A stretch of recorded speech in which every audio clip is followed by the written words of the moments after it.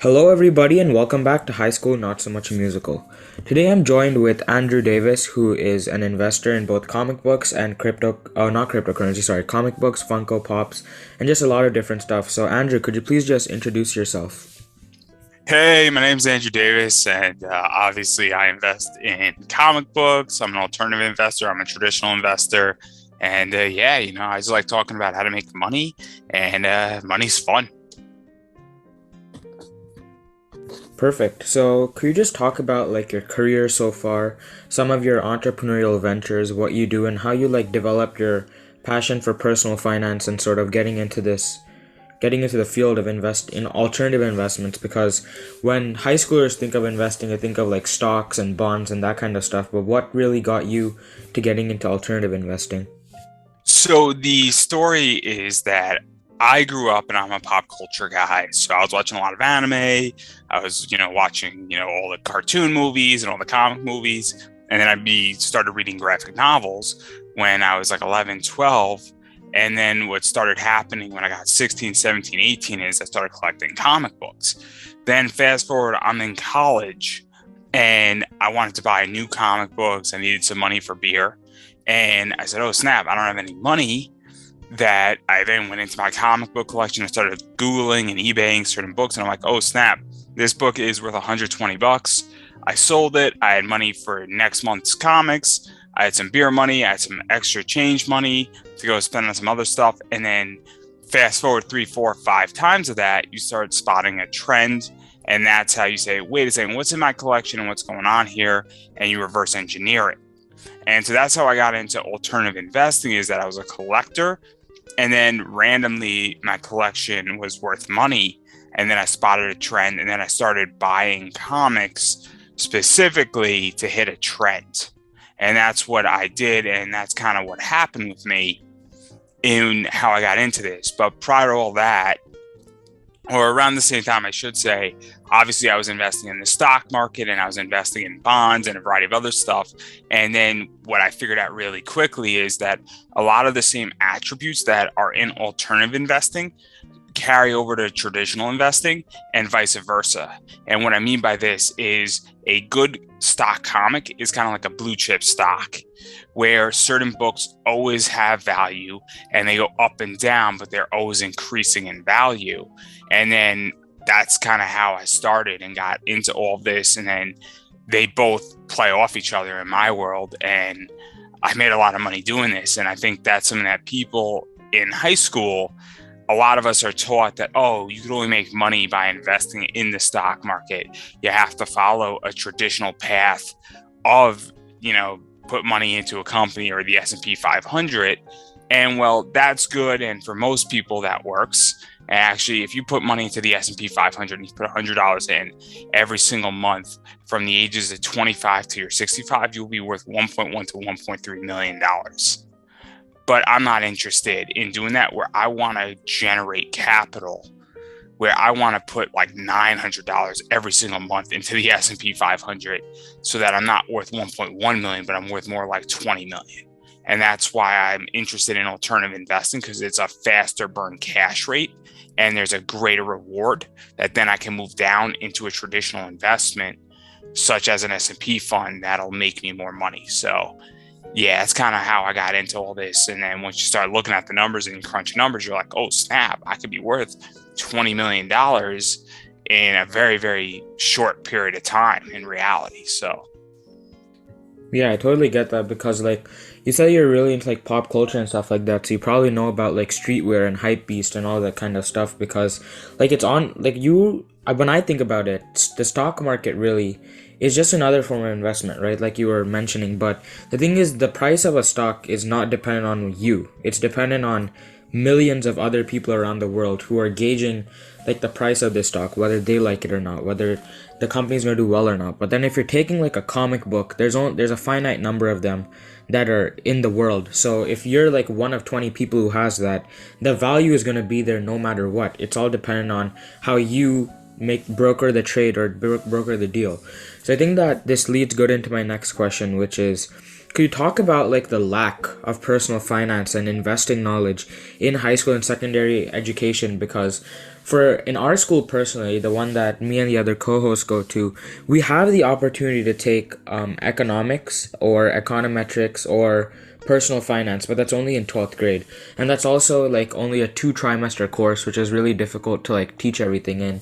But there's a couple of people in my school who I know they're really, really into investing and they do NFTs, all that kind of stuff, and they made a lot of money just in high school itself.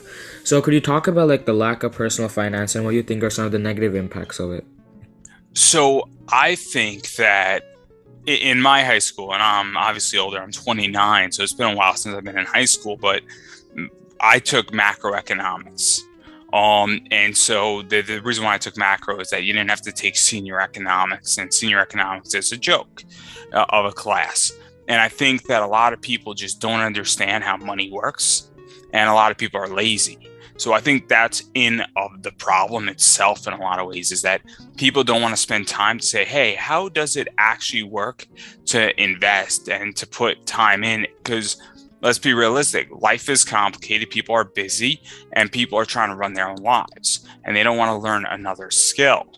And so I think that's part of the problem. But I think also this stuff is really, really complicated. And it's also very dangerous because when you're teaching economics, and if I'm to teach stock trading, for instance, I legally cannot teach stock trading to you or anybody else. So I can't say go buy stock A, B, C, and D because I'm not certified to teach that. And I think that's also part of the problem, is that what starts happening is that if you teach somebody how to invest, and there gets to a point where you're at the stage where it's just like, can I teach the skills, but what happens? Am I responsible if they go take those skills and then make a bad trade? And so I think that's a lot of the problem with why we don't teach economics in high school, and why we don't do that, because nobody wants to be held liable or responsible for a problem. And then what winds up happening is that sometimes, and this is where this gets tricky in the United States at the very least, and I'm not too sure about the rest of the world, but now a lot of people, what happens that the reason how they make most money in the United States is that they have a 401k or they have a pension. So they're bad at investing. They just throw X amount of money into a pension or a 401k or a company match. And that's how people generate the most money for their retirement. It is the single greatest wealth building tool in the United States for retirement, apparently. But those are going away. And so if it's being done for you, why would you take the time to learn about it if your company's already doing it? But with that slowly being phased out, a lot of people have no idea because they don't learn this in high school, and they don't have any mentors to teach them this. And that's why we have this problem with lack of financial education, and people are financially illiterate. There's a great question and a great study that came out, and I ask you the question. I'm curious if you know the answer. So you have $100 in a bank account and you're getting a 2% interest rate per year. How much money will you have at the end of year 2? Will you have $100? Will you have $96? Or will you have $104.40?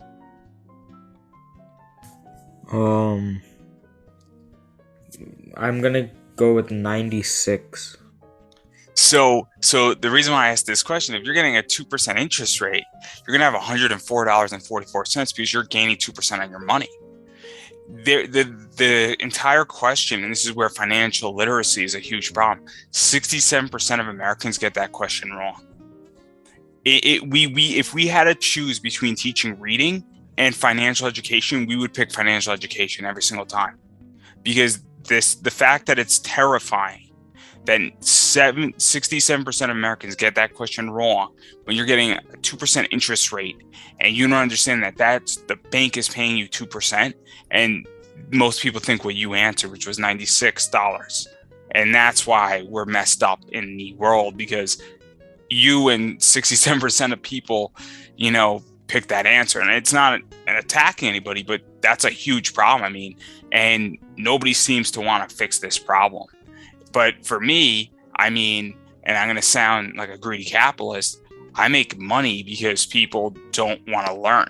And this is all teachable, which is crazy. So that's kind of where I'm at as an individual, is that I understand the whole problem is that we just don't teach things. And when we teach senior economics or economics in 12th grade, most kids don't want to be in that class because how can I explain to an 18-year-old about money, right? Like when I'm 18 years old, I could tell you I'm thinking about girls, I'm thinking about cars, I'm thinking about, oh man, that girl looks kind of hella cute, right?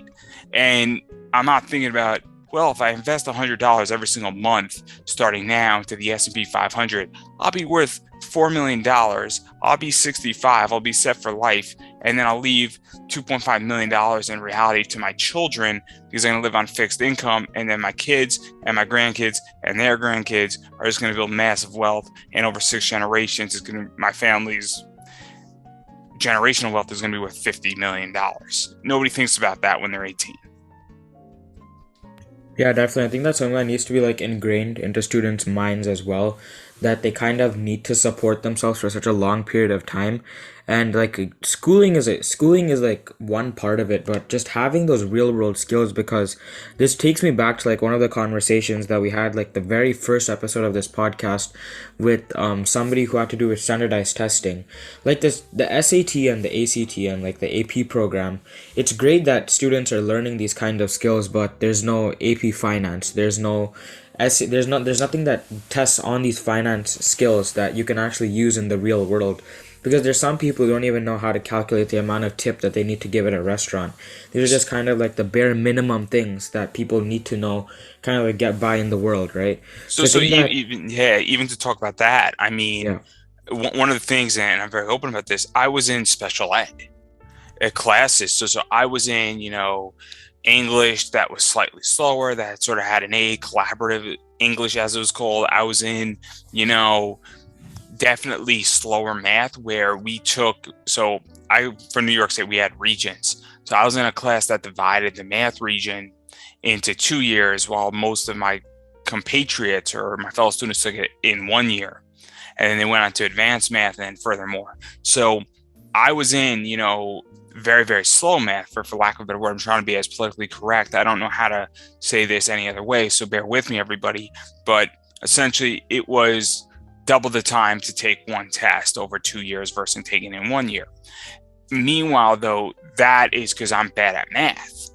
But I guarantee you that what people think is that, and this is a misconception, that economics has nothing to do with math. There is no math. Obviously, you need to be able to calculate a stock goes up, it goes down. You need to do some mathematical equations. But when I'm evaluating a stock, it has nothing to do with math. I'm looking at what is the company doing? What's the job of the company? What is the company outlaying in product development? We look at a company like Apple, what is the new iPhone going to do and how is that going to affect their stock? Apple's a content producer. How much more content are they going to produce? What deals did they just sign? How many, chips and, other things they got? Is there a shipment delay with chips for the phone? Is there a silver shortage? That's all what calculates, but there's a misconception that you need to be good at math. And I think that's a big problem because I was in slow math, yet I'm an amazing investor. I was in, all these collaborative classes like collaborative earth science and collaborative biology and collaborative chemistry, yet that doesn't reflect the success I had as somebody who buys and sells comics. And I've done very well in the stock market. I mean, I have stocks that are up 7,000% at this point. So I think it's a big misconception that because I think people say, oh man, you're in ABC calculus, you must be a good investor. And that has nothing to do with it. And I think that's also a problem where we have in the world where we associate investing with mathematics, and mathematics and investing are completely separate. You're probably more likely to be a better investor if you're a social studies major than a mathematic major. Yeah, I completely agree with everything that you just said, because one of the things that our school offers personally is that they basically we are required to take what they call a math course, a science, and a history every single year of high school. And they put personal finance as a math course. And one thing that you said was economics has nothing to do with math, and that's very true because it's so theoretical. The math is just there to like maybe calculate simple division and multiplication. There's nothing that you're using calculus for economics as a whole, because I remember when I took economics in ninth grade, the only thing that I was maybe using it was maybe to calculate like the unemployment rate or something like that, where it's just a very, very small calculation. So I think that that hits like on a very interesting point, because you're saying that you are still in a lower level, you're in a lower level type of schooling, but you're still like a very good investor, because it's all about learning about how the market moves and why the market moves and what types of decisions certain companies are making.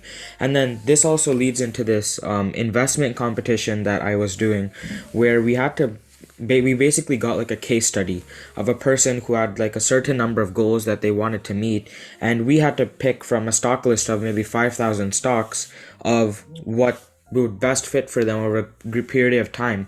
And the only thing that we looked at that was really like numbers crunching was just the numbers that the company was putting out for every quarter. The rest of the stuff was looking at where is this company's projection in the next 5 years? What kind of projects are they working on? What kind of partnerships are they making? So, for the high schoolers out there who have no experience and they're listening to this podcast right now, could you give a basic, very, very basic rundown of what investing is, how to get started as a high schooler, and like the importance of saving up as much as possible? You touched on it a little bit, but if you could just emphasize it a little bit more, that would be great. So investing, I'm going to break it into two parts. Saving and investing are different. So saving is when you have a job, and I'm going to use this as the easiest example that I can utilize. If you have a job and you're making, let's say every week $400, and you take 200 of that out and you just put it into a bank account where you're getting like 0.001% and then you don't touch it, that's saving. That is the definition of saving, because you're saying, hey, I'm taking this money off the table and I'm putting it into this rainy day jar. That's called a bank. That's saving. Investing is that then you say, I'm taking the $200 and I am putting it into something that can go up, it could go down, it could go to zero, but I am hoping that it is more aggressive than a savings account. And you're saying, I'm putting it into something that can potentially grow, that can produce more capital. So when you're investing, there's a variety of things that you can invest in. So obviously stocks, bonds you can invest in. You could invest in US Treasury bonds. You could put it into a money market account, which is a bit more of an investing position. You could put it into an ETF, which is an electronically traded fund, but that's still in the stock game. You could go and put it into real estate, because again, you can lose everything on an investment. When you put money into a savings account, and this is the difference, you will not lose your money in a savings account, because that is not being invested, and that is being essentially insured that if I put $10,000 into my savings account at a bank, if I go there in 6 months, it's going to be 10,000 and whatever interest rate I have, because that money has not been invested. But if I put $10,000 into a stock, it could go to 8,000, it could go to 40,000, and it can go anywhere in between. And that's the difference between saving and investing. Now, if you're in high school, the first thing you have to do is say, do I have money to invest?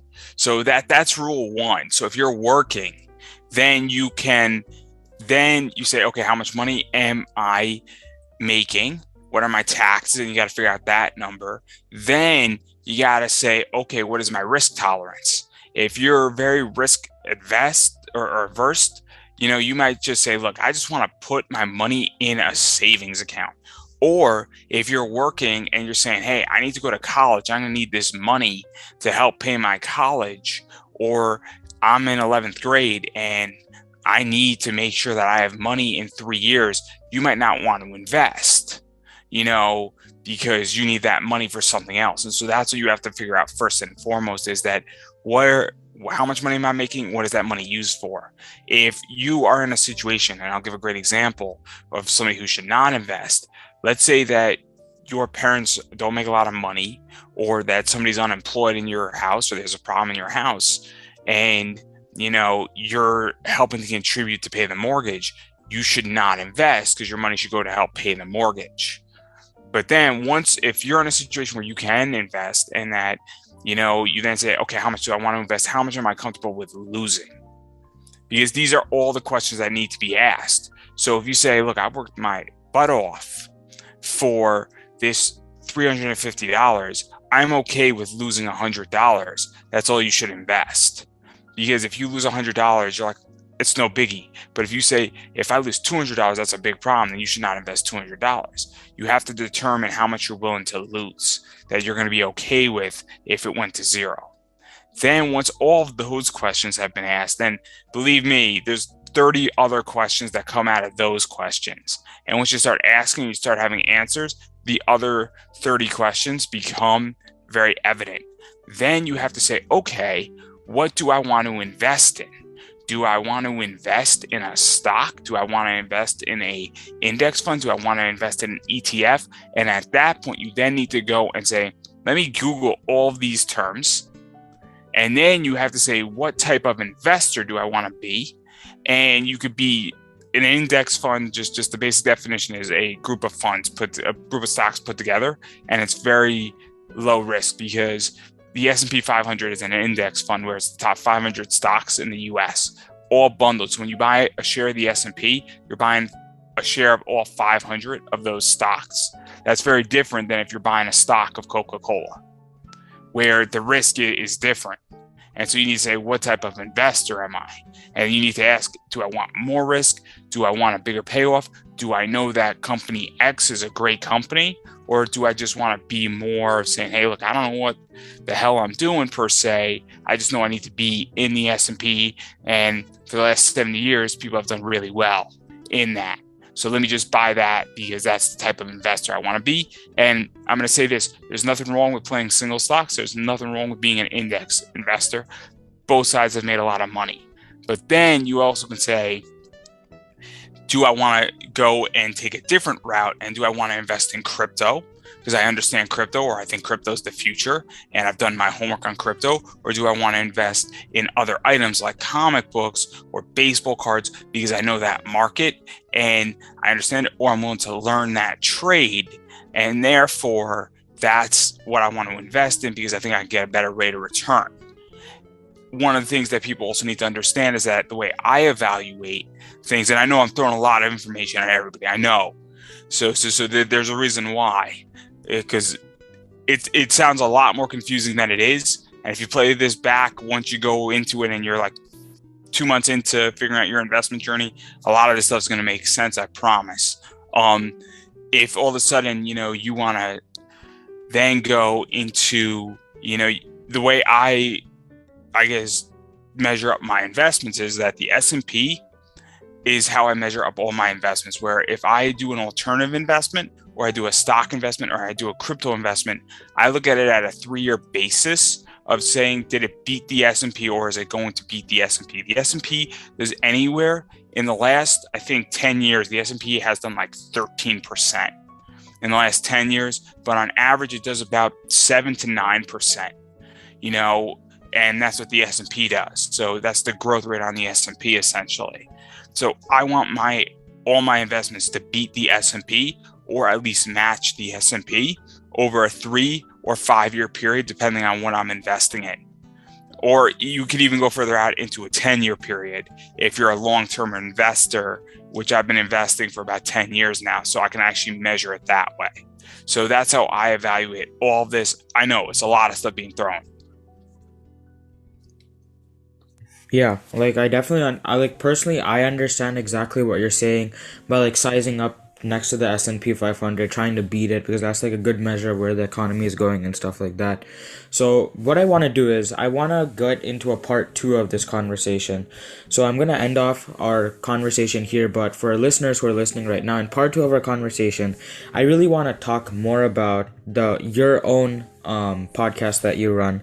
I want to talk more about like some of the greatest investments that you've had with like Funko Pops and comic books and stuff like that. So thank you so much, Andrew, for your time, and I look forward to our second conversation, and thank you so much for our listeners. That's our show for today. Now roll the credits. High School Not So Much a Musical is hosted by Ayush Agarwal, Nitin Jaladanki, and Rishi Sinha. Narration by Samhit Padala. Music from Louis Luang Relaxation Cafe, Tune Pocket, and Infraction. If you like the show, please recommend it to your friends and family. Thank you so much for listening, and we'll see you next time.